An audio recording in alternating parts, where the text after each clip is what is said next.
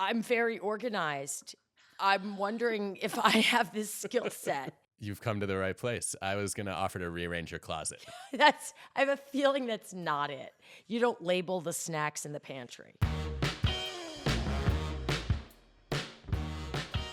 What is an organizational psychologist? I could have been like a male Marie Kondo. Yeah, that's what I thought. I thought, ooh, we're going to talk about organizing our junk drawer. Do you want to give me the one sentence, the Reader's Digest? Originally, I thought my job was to make work not suck. Okay. And that has turned out to be really hard. So now I'm on a more modest mission to make life suck less. It's easier to make life suck less than making work suck less? I think so, because it gives you more spheres and aspects of your existence that you actually have control over. All right. Maybe. I don't know. I think another way to say this is I try to do for adults what Aliza does for parents and kids. Julie's like, still Still not with no. It's not terrifying, even though Matt Damon and J.J. Abrams asked like really heavy questions. You've done your homework, Julie. Yeah. Wow. You she's realize you're no the joke. guest, not the host, right? No, but you have to know what you're getting into. I all of a sudden No, you just need to know you. No, I don't. No, I don't. So how do you guys do this? We don't know. We're going to invent it as we go along. I do need to say, Julie, I feel like I know you, even though I don't, because I've been a fan since Happy Gilmore, of course, one of the defining movies of my upbringing. But I actually think I feel most attached to Carol Vesey. Oh, okay. You won my heart. I was an Ed super fan, and like I still dream of buying a bowling alley and fixing it up because of that show.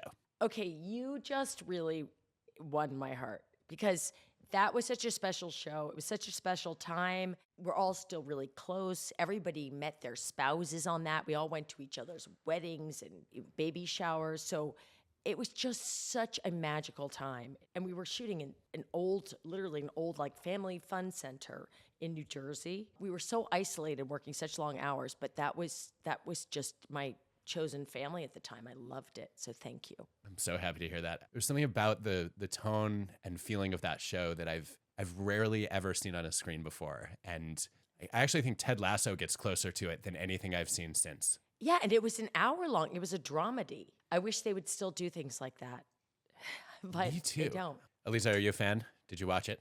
This is terribly awkward. She has no idea what it is. You haven't seen it? Not true. Why would she? No, I know about it. But Modern Family is our comfort food. I mean, everybody, her own family watches it as comfort food. I feel like every character you've played, Julie, is 3D. I felt this like from the beginning with Happy Gilmore, that you expect a very stereotypical Hollywood story. And you think there's going to be a perfect girl and the guy's going to not succeed at first. And then at the end, like they're going to hit it off. And I felt like you always added in a layer of, it might be messiness, it might be sass. There was always some edge or a twist. And it felt more real. It was not perfect. I'm definitely not perfect.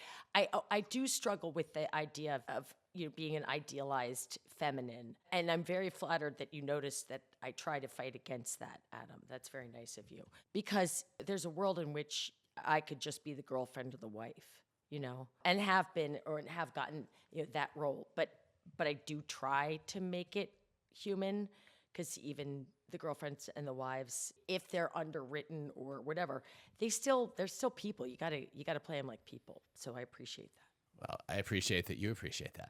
Everyone's What's the getting plan? along too well. And what I'm thinking is it would be fun to have something that we disagree on to be more Adam Granty, but it's probably not going to happen. So maybe we start we can find it. Oh, I disagree. Really? Yeah. Well, yeah, we'll get there.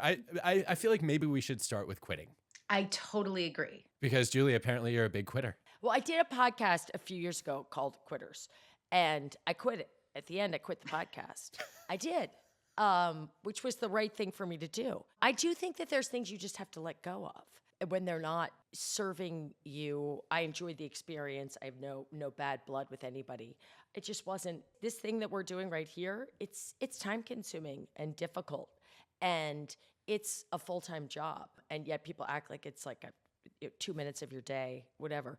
So it just wasn't fitting into my life post-pandemic, and I was going back to work like in IRL on a set. But I love quitting. I love saying, nope, I've hit my wall. There's nothing wrong with that. And that I think is a benefit of getting older. I think when you're younger, you constantly feel like you can never quit anything. And there's still things that I'm like, I'll quit when I win, which is not exactly quitting. But knowing when it's time to walk away is, I think, really important. Okay, I fully agree so far. I want to hear from both of you about what are your principles for when to walk away. And also, Aliza, I'm going to ask you to do a professional diagnosis of Julie's quitting skills. Well, I do love when Angela Duckworth says never quit on a bad day. I think that's a good pro tip. But I think it's confusing because we really want to instill that, then this might be just my lens, but instill persistence as a skill for kids and responsibility and accountability. But then we can go too far, like with everything. And then you get kids who are like, I can't quit something and it's not serving you or other people anymore. So I am curious about where that line is for you, Julie. Well, I'm raising 3 teenage boys, and they're just all had a birthday. So they're 19, 17, and 17 now. And, I don't encourage them to quit new challenges. When one of them was younger, he wanted to do water polo. It's like, no, you don't. That is hard. But I had him work out with a coach and try it a few times before he committed to this. I think it was 8 or 10 week program, and he hated it. 3 days in, he got out of the pool and was like, nope, I am done. And that was a real battle. And I said, no, you made a commitment. You have to do this. And I did not win that one because he was so hysterical over this. And I actually had to back away because I was always told, no. And my mother and father was like, if you sign up, you finish whatever it is. But I do remember signing up once for a dance class at the height of the flash dance mania. And we had a dance class at school, and the teacher told me I was good. So I signed up for a real one, not a beginner one.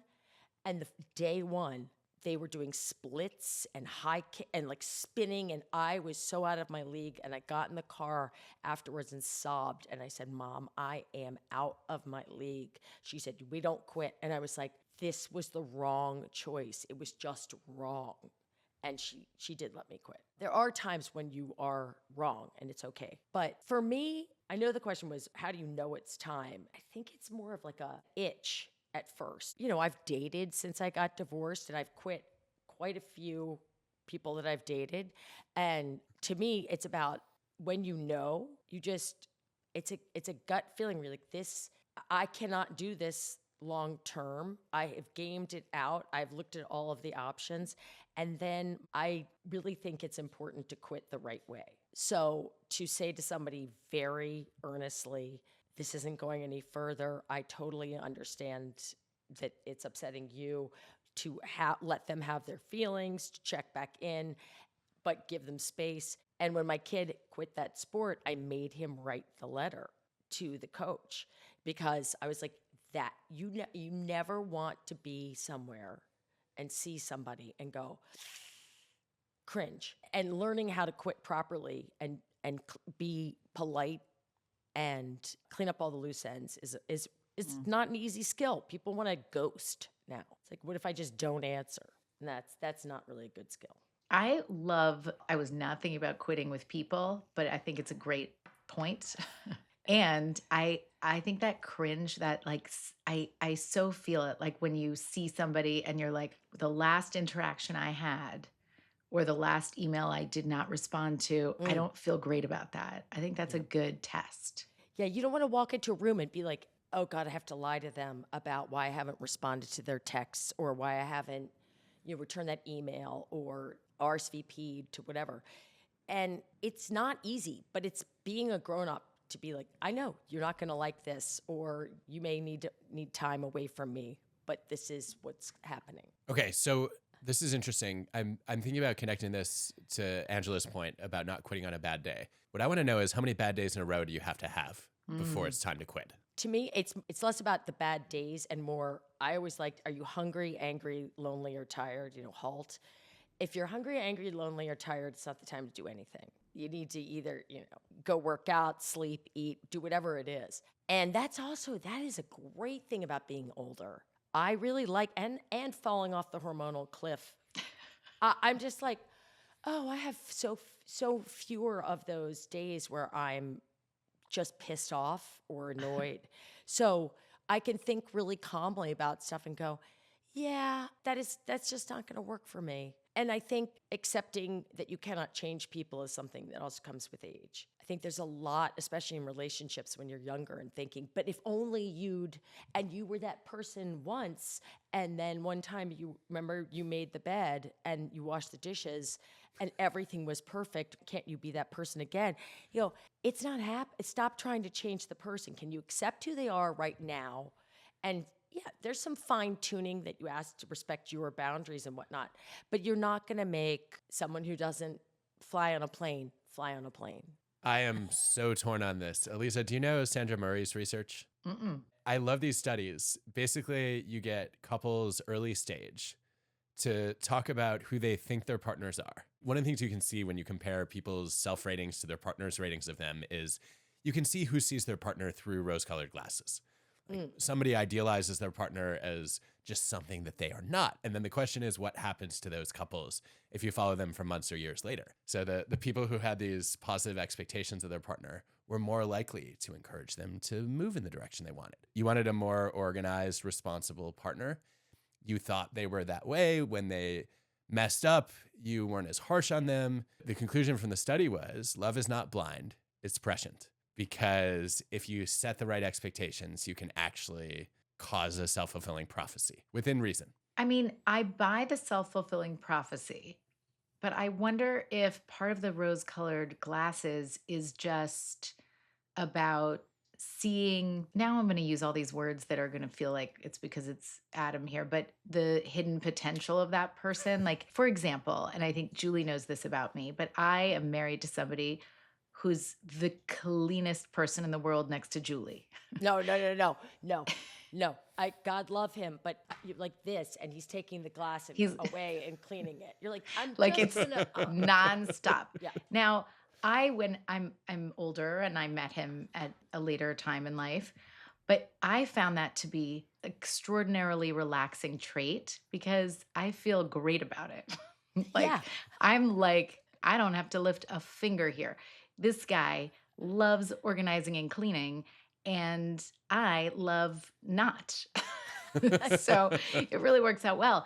And I think if I had, like at a younger age, I or he might have tried to look at that trait as like changeable on either of our ways of being. But instead, I think my glasses are rose colored in that I appreciate the trait. And he's like, is this ever going to annoy you? Of course it's not going to annoy me. It's fantastic. But I think it's a lens, but I just don't know that I buy that the lens could be rose-colored and delusional. Well, it reminded me, though, what Adam was saying. It kind of stuck in my craw because I thought, you know what this sounds like? Parenting. It sounds like when your kids, especially when they're younger, and you're like, I know you hit Sally in the face because the school called me. And I know that you must have been really frustrated because that's not who you are. You're not a violent person. You don't hurt your friends. I mean, that's what it sounds like to me. And I want to know what Aliza thinks. Because I like. If only we had a parenting expert to weigh in. Exactly. Yeah. I do think kids like see themselves through the lens that we see them. And if we see them as who they are, and also we're seeing the version of them that is, again, it's like, I guess you could call it rose-colored glasses, but of course they're not a violent person. There had to have been a reason. It doesn't mean you accept that.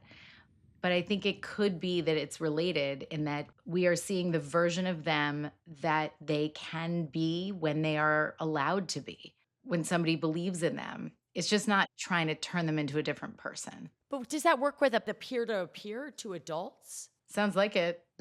I think it could. There's a study on this. Michael Hausman and Dylan Miner, they study what happens when you're in your office and your desk gets moved. And now you're sitting next to somebody who's more productive. Your productivity goes up by about 10%. And I don't know if you're afraid that they're watching you and you don't want to look like a slacker. I think what's more likely is you're picking up some of their habits. And I think that's the same thing that's happening in these relationships. And it's the same thing that's happening with parents. Aliza, I think you're spot on. I think it's not delusional. There's some latent potential. There's some possibility that's not fully realized. And you're bringing that out in them as opposed to causing it. But I remember, I mean, my ex, who I get along with great, no problems, but he is very funny and said, oh, you're doing your hobbies. You love your hobbies, laundry and dishes. I was like, those are not my hobbies. I'm doing them because they have to be done. That has been a refrain. Now the whole family refers to laundry and dishes as my hobbies, as if these are the things that I choose to do with my free time. And there are moments when I get confused, like I'm being brainwashed because I'm doing the laundry and I'm doing the dishes. And I'm like, no, I'm doing this because it needs to be done and I need to do it. I like doing it well. And it really frustrates me when it's not done well, so I prefer to do it. That doesn't make it my hobby, but I feel like, to Adam's point, somehow this has become, now it's groupthink. It's not just in the couple. It's like everybody has agreed that Julie loves laundry and dishes, so let her do them. You don't think that's I think we part need of an the intervention. research? What? I mean, this is the perfect time to say, hey, you know how I'm really into quitting? I'm quitting all my hobbies. Oh, I don't think I could, though, because then I'd live in abject filth. I disagree. You wouldn't, because I witnessed her son when he was 16. He just started doing the dishes because there were a bunch of people over for dinner. Yeah. And I was thinking, oh, somebody's picking up this habit, this hobby. This hobby, I've passed along my love Because of no one dishes. else was doing it. And I'll tell you, none of the other teenagers were like, oh, maybe I should start doing this. So I do think all of these things are contagious. We're talking about a very, specific thing of these hobbies of cleaning, but I think this translates to plenty of other things. Okay, so this raises a bigger question. Julie, I'm gonna ask you this in multiple parts of your life. Let's think about this in dating and also in choosing your next project. Nobody is exactly who you want them to be. Like, it's true for a potential partner, it's true for a collaborator. How do you decide whether there's latent potential there to change them or help them evolve or kind of unlock something that's in them versus, no, this person is a lost cause. No, thank you. Wow. So you're talking about at the start of something. Yeah. At the beginning. I mean, I think at the beginning of a project or a relationship, I have to not go in with, how do I change this? It's more, what can I control? They're not changing. What can I control in this space? If it's a director who's fantastic or a director who's a nightmare, obviously the fantastic one, great. But if they're nightmarish or demanding or whatever, what can I change? I only have control over me. I thought that when I was younger, like I can get him there, I can get her there. And I still, where I'd still do that? Family. I love my family.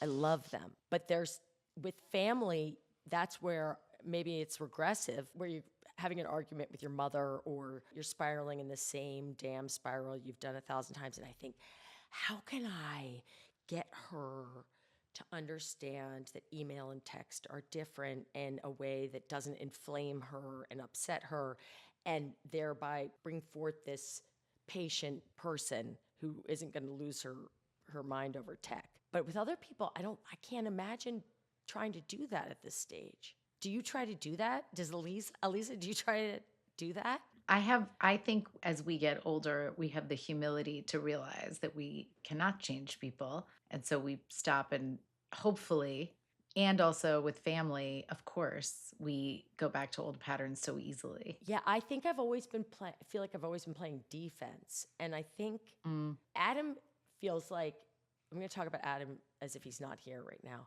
That's I feel fun. like My favorite thing. Adam, I'm starting to pick up that, like, where your core competency, which you said you came from, was work environment. Like, that feels to me like a leadership role or a parenting role. Like, somebody who's in a power position, how do you unlock the potential of the people who are reporting to you or to children who you do have your fingers in that clay? Peer-to-peer, I think it's, man, that's harder. That's a lot harder.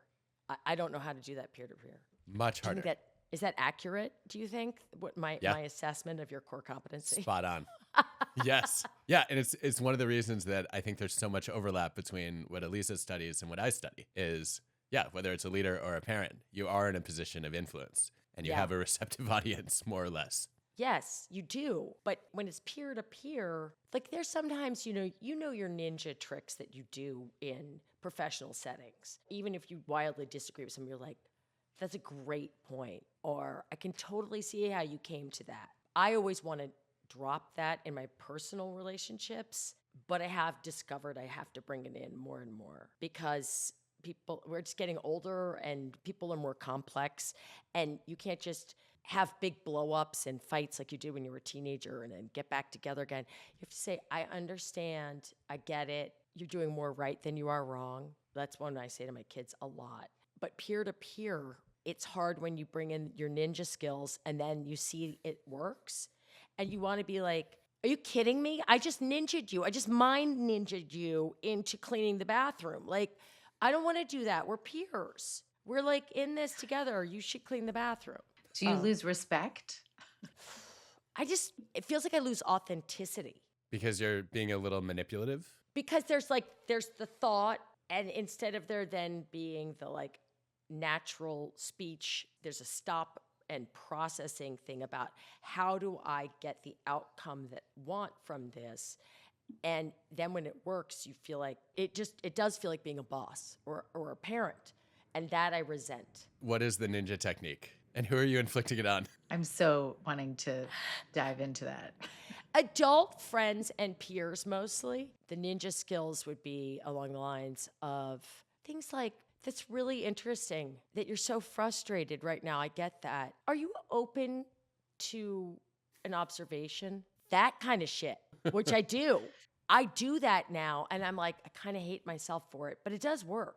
Okay, so we have to act this out. Okay. I mean, these are the situations that cause, I'm thinking about college roommates. Like, this is how friendships end when people room together. So, Aliza, I'm curious about what you would say to be more authentic and still motivate behavior change. So it sounds like getting somebody to clean the room or clean common space, like clean up their dishes is a common one. What's your more transparent, more authentic version? I'm just thinking about, because my oldest went off to college, Julie's oldest went off to college, yours is about to. And I do think the roommate situation is their first time of having to to practice not just being so authentic that you would be in your household. Maybe the scripts are not helpful because we all recognize them and they're just like, oh, okay, so you've done personal work and you know how to communicate well, but it can be like needling because we all are aware of it now. And so now if you picture roommates going in to meet each other and have a conversation about doing the dishes, I think they have to talk in advance about their expectations because coming in with complaints or ganging up or the things that typically happen, especially with roommate situations, is ineffective. But if you chimed in as a 19-year-old, 18-year-old, and you said, you're doing more good than you are not, and I really appreciate that. And also, it'd be great if you could put your dishes away, clean them up so we don't get mice in the dorm. I still think it's not going to go over as well as just saying, like, how can we figure out how to all live together in a way that makes us each have to give a little and take a little? Oh my God, I keep doing this to Adam. I take his phrases and then put them into our conversation.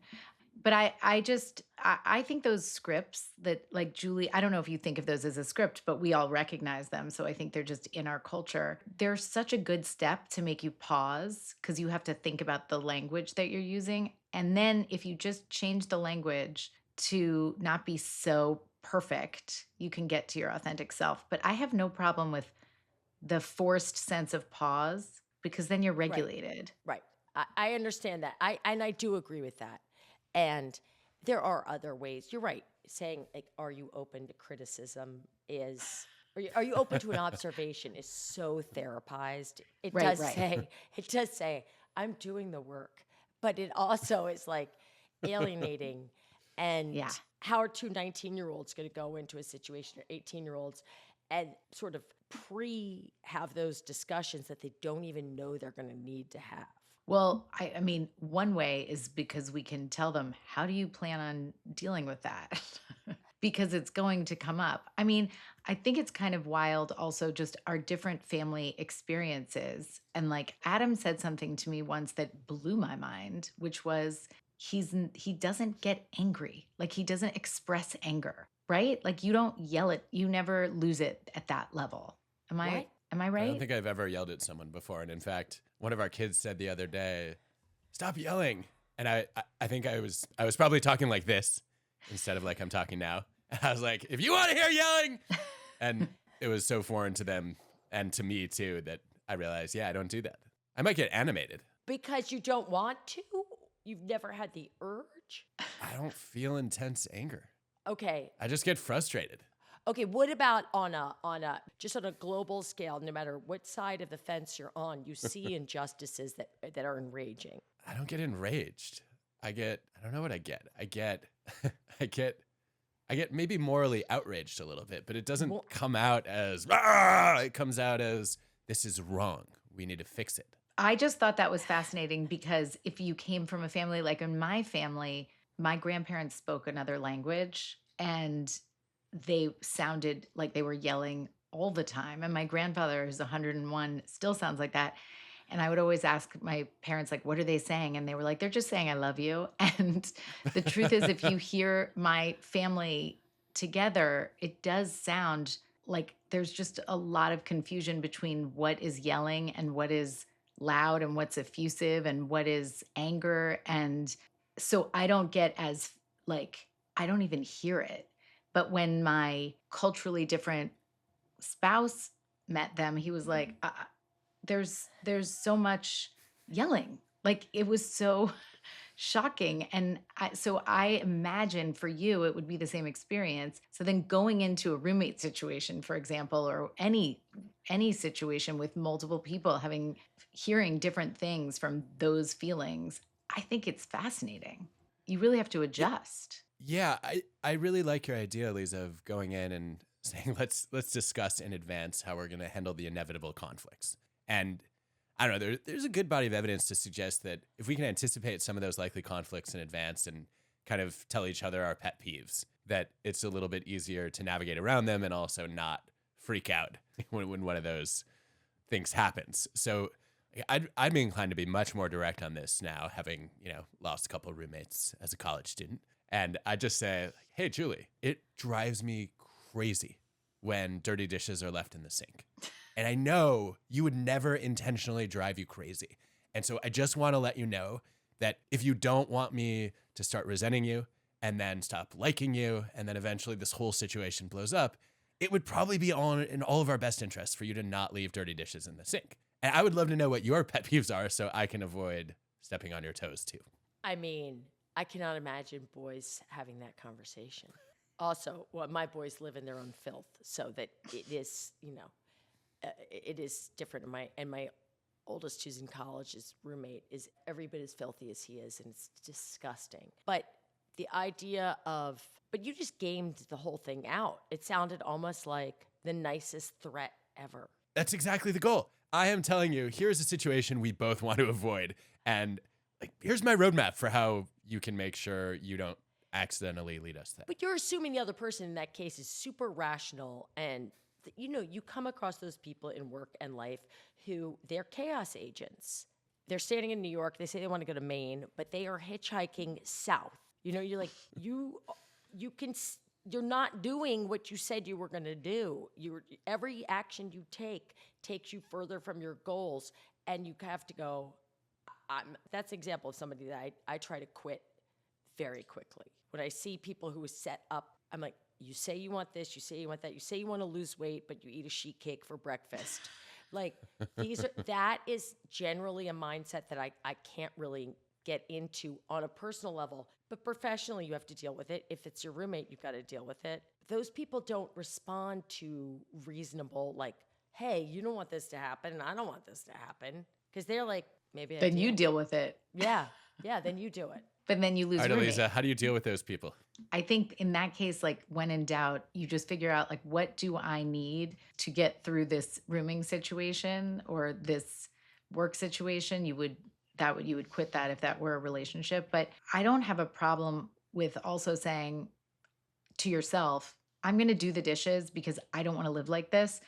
And I'm also going to make a very clear decision that I'm not living with this person again, or I'm not working with this person unless you have to. In which case, again, it's like, what can you control? We can say all the things to other people, but you can't change other people's behavior and guarantee that you're going to get what you're looking for. So in situations where you have no choice, but yeah, you'll grow resentful. Somebody will be cleaning the dishes and sighing and moaning. But it's a lot easier to just say, this is information so that I can make different choices when I have them. And in the meantime, I have to do the bare minimum to keep myself from going crazy. Do you think, Adam, that in your life, I want to circle back to something that's kind of none of my business. You should definitely go there then. The fact that you are rational and you experience moral outrage as how do I change this? On the flip side, do you experience great highs, like passionate love, or are you sort of blunted on the ends? And I like being blunted on the darker end, but do you get blunted on the higher end?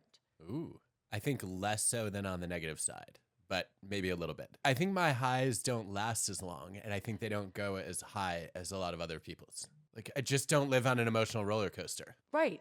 But if you experience whatever euphoria is for you and it's reasonable and it feels good, then that sounds great. You know, actually, I think it not only feels great, I think it's useful too. I'm gonna quote another study here. I'm thinking about the Paul Volta's work on wisdom, where people are asked to nominate the wisest person they know, and then all these people recognized it as wise are interviewed and surveyed and followed and compared to people in their community who are, less wise. And one of the hallmarks of wisdom is emotional balance, not overreacting negatively or positively. And I don't know if that is a cause of wisdom. It's easier to become wise if you're kind of even-keeled emotionally and always in equilibrium, or whether arriving at wisdom then gives you some kind of equanimity. But I looked at that research and I was like, ooh, I want to be more like that. And I think I first read it when I was in college and going through a bad breakup and really depressed. I don't want to be that person anymore. I'm going to study psychology and figure out how to change. And here we are. Adam, you're a dandelion. Like, your highs are a little bit lower and your lows are a little bit higher, and you're adaptable. You're right. He's sturdy. He's not a precious flower. But I'm still a flower. Thank you. You're still a flower. But I think the steadiness and the wisdom are easier when you're self-regulated. And yet we can't have everybody be like that, or... Because if everybody was self-regulated, what would happen? I mean, nobody would know if the bear is coming. We would not survive. Also, it would be a really boring world. Yeah, we need a range. Orchids are full of creative sparks, right? I mean, Julie is. Julie, are you an orchid? Am I? I thought they were delicate. They're not really delicate. They just have like capacity. They have more vulnerability, but then more capacity for flourishability. Oh, I like that. I didn't like it, but I thought it was like a hothouse flower that has to be, because I am a sturdy sort of a person, but I do struggle with this idea of now this is going to sound very broad, but the self and the authentic self, because, for example, one of my sisters is devoted to the Stoics, and she practices Stoicism and, on a daily basis, Annie. Okay. And she reads, lots of Marcus Aurelius and all that, and sends me podcasts and books. And she is a very active in the process of regulating so that she never has to feel like out of control. That's great. And sometimes, though, when I try this, I'm like, that's great, until it's not great. And then there's this sort of what I'm going to call my authentic self.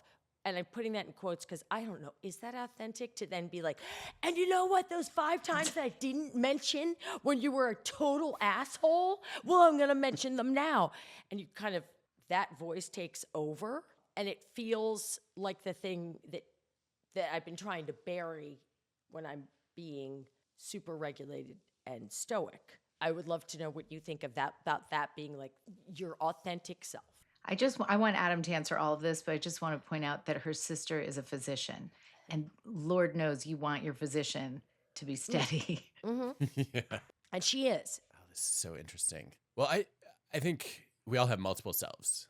And so being authentic to one often forces you to be inauthentic to another. And Julie, it sounds like you're talking about a conflict between your personality and your values. Personality Wow. is your tendencies and values are your Oh my God. principles. Wait, say it again, but slower. Okay, so personality versus values. Your personality is your tendencies. You didn't choose them. It's the way you were wired. And your values are your principles that you did pick. What matters to you, what's important to you. And so I think for a lot of people, this is a real conflict because on the one hand, you're saying, okay, it's important to me to be a calming presence, or it matters to me to not fly off the handle at people. But on the other hand, if you have to do too much work to suppress those instincts, and you're spending all your energy regulating to the point that you blow up at somebody, that's going to be a worse violation of your values. And so then you end up in this weird situation where being a little bit inauthentic to your values in the moment in order to be true to your personality allows you to continue living by your values over time. Does that make any sense? That does, but ideally, wouldn't sort of a fully integrated person, their values and their personality would be aligned? He just nods. Ideally. Sure. Sure. Good luck with that. How's it working for you? For me, I mean, honestly, better over time. But my therapist says all the time, you can be quiet. You can not engage in that, but you won't. And I'm going to say, I won't because I feel like I'm cheating my truest self. You know, when you sit on your moral outrage, if you see something and you don't do anything about it, and then I feel like I wake up 6 months later, like, what is wrong with me? And that is a struggle of, I guess as you're saying, personality versus values. Oh, man, that's hard. You seem very aligned, Adam. Why, thank you. I've been practicing for years. I'm glad my acting is working. But were you, but I know you're joking, but did you have to align them? Oh yeah, of course. I think it's very situational. So for me, the alignment challenges are mostly in social situations where I have to play extrovert even though I'm an introvert. And there are certain roles where that's really easy, like if I'm on stage. But I just went to a conference last week where I was not speaking, which is normally something I don't do. And it was awful. It was so hard. People did not know what to talk to me about. I had to explain who I was. I had to work up the nerve to approach people. If I'd just gotten off stage, I would have had a fantastic 3 days. So no alignment there whatsoever. But why are we talking about me? Aliza, how do you think about, I want to hear about the parenting lens on personality values conflict. How do you think about teaching kids to see the difference between the two and when it's important to actually let their personalities sort of take over versus when they need to override what might be their instinct and think in a more principled way? I'm going to say something that might not be what you were looking for, and then you can ignore it. But I'm thinking, just as you guys are talking about this, let's call it a skill, but it's called effortful control. And it's like under the umbrella of self-regulation, but the really intentional part.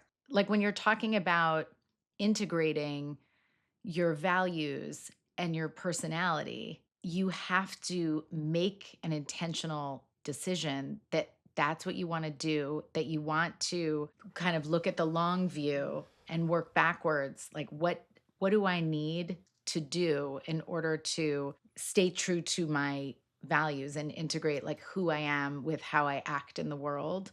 And that is a developing skill that we just have to practice over time. It's really growable, but it's one of those things that without it, like without intentional practice, you're basically depending on like the luck of the draw if you're capable of it. Did that in any way have anything to do with what you were asking? Yes. And I want to know how you teach that skill and when to turn it off versus on.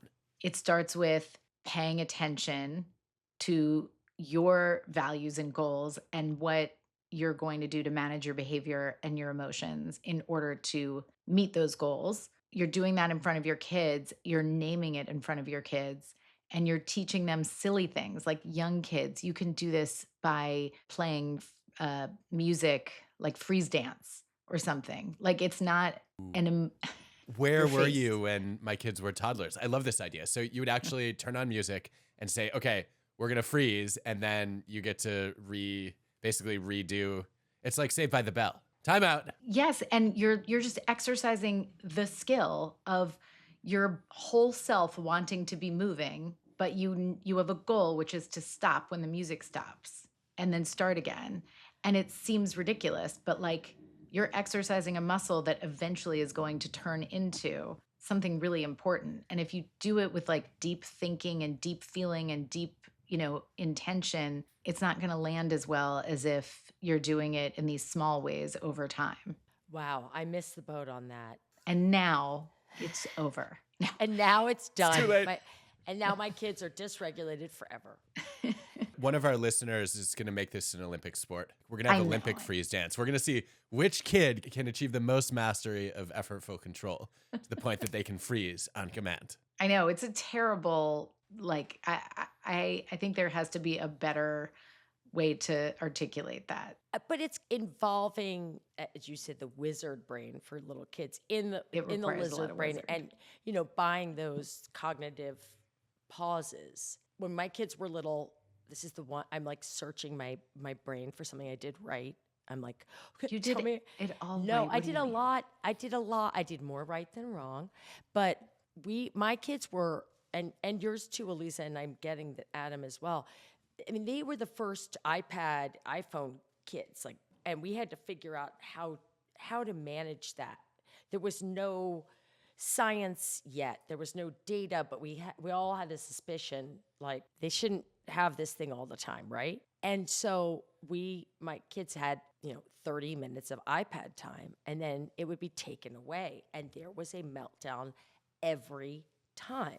And I had friends who's like, just don't give it to them ever. And I'm like, then they're not going to learn how to manage their disappointment and how to understand that boundary and limits are something that we're going to enforce, and they can count on that. There's a timer. We set it. When the timer goes off, I'm taking it away. And they eventually stopped getting so wildly upset about it. That's my version of what Aliza was talking about. I love that. You're growing their frustration tolerance. That's what I always say. I know anything's had a name. But yes. Okay. That's interesting. It also tracks with an experiment I read recently on digital moderation versus digital abstinence. Yes. Where some people are randomly assigned to just cut off cold turkey from their smartphones and social media, and others are randomly assigned to just reduce by an hour a day. And if you follow them afterward, it's the moderation approach that wins. When you do the abstinence thing, the moment you get your device back, you haven't built any new habits. All over again, you're at the mercy of the pings. Yeah. Whereas when you had to practice reducing an hour a day, you built up your tolerance. Yeah. But it encourages that kind of black and white thinking that we have when we're younger, where it's that all or nothing thinking that, like, you guys are going to have much better words for this than I do. But you see adults who weren't taught how to regulate those things, and their parents are sort of giant children, and then they raise giant children, and it's all or nothing. It's black and white, that two truths cannot be held at the same time. And Binary bias. what? Binary bias is the term for it. That's what I was looking for. Of course. It was on the tip of my tongue, Adam. I don't know why I didn't think of it. Where do you get all these studies? I need to read these studies. We're going to subscribe you to an academic journal of Really Aliza's choice. Developmental psychology. It's coming every month now. But what do you do, Aliza? You must get this all the time. Like, this conversation is a little panicking in a way, because I'm like, oh no, the ship has sailed. I have 17, 17, and 19. I'm like, how do you introduce this kind of idea of incremental regulation to a young adult? By the way, our brains, bless them, are dynamic. They're changing, they're plastic. It's easier when they're younger, but this is a forever process. And we all know this because we've all been talking about how over the years we've become more self-regulated because of growth and wisdom and hormones and various things. So I actually think it's never too late. And also, you might not have known the name for some of the things you were doing. You were still doing them. I mean, I obviously have insight because I know you're parenting and your kids, and I also see she's a real teen whisperer for another day. I hope it's not panicking. It's a natural thing that's occurring in families, and we're just naming it. And like maybe just people can emphasize it a little bit more. And I am realizing we are over time. We are way over time. But I have a question All right, ask your question. for your office hours. Okay. Oh, let's go to office hours. Do you have a question, Julie? Oh, yes. Okay, I've written this down, so it sounds written, so I apologize. It doesn't sound conversational. But the sort of post-achievement identity vacuum, after you've reached a huge goal, people asking for a friend who is me may feel like disoriented or empty rather than just fulfilled. When a project is done, Modern Family finished and my kids got their licenses and one of them goes to college, and you just feel wow, why can't I just be happy about what the things I've achieved as opposed to this kind of the letdown, of after a big project. And it's great. And then you're like, there's this empty feeling. What is that? Oh, I love this question. Aliza, you want to go first? I was just thinking about what a beautiful but difficult position it is to get to a point in life where you aren't told. Like there is some ease and comfort in just being told what you want for a while, and to realize like there's just a really hard space where you have this realization like there's literally I am the boss. And now I think in this era for you and for many people, we get to the point where freedom is a very hard thing. And then freedom plus uncertainty. Well, I'm thinking about, first I was thinking about the honeymoon hangover effect, which is different. That's when the start is unrealistically positive and then you get a dose of reality. Okay. I'm thinking about goal displacement and identity derailment are two relevant terms that I think capture some of what you're going through. And there's actually a really interesting Corey Keyes paper on this. He coined the term languishing. And I think languishing is a lot of what happens after you had this tremendous sense of motivation and purpose and your whole life was organized around the project or like the goals that you had for yourself or your kids. And then all of a sudden it's over and you're aimless and you're drifting and you don't have a sense of direction or meaning. And what Corey found is that even positive changes often elicit negative emotions because they destabilize like our trajectory. And that's where the sense of displacement or derailment comes in. So I think those are possible terms for it. I think what to do about it, I've changed my view on this over time. I used to want to fix it. And now I think it's adaptive. Without it, you would just dive headfirst into the next project. You would irrationally, prematurely commit to a bad movie or to a show that you do not want to be on for the next 9 years because you want something to fill the void. Yeah. And I think part of the reason that we feel a little down after we achieve something or after a milestone is it gives us better peripheral vision. It allows us to take a step back and say, but what do I really want to be doing next? As opposed to, sort of flinging ourselves head over heels into the wrong thing. And so ironically, maybe what I'm landing at is this letdown that you're feeling is what prevents you from committing to something that you want to quit later. Huh. Nice. What do you think? Way to circle it back. What do you think, Aliza? I just am so distracted by what a beautiful way to circle it back that way. Right? I know. That's really good. I love it. Thank you. Thank you for having me. Well, Julie, thank you for opting into our experiment. This was an absolute breath of fresh air and unlike any podcast I've done before and also completely unlike what I expected it to be. Aliza, thank you for bringing us together. It was my pleasure.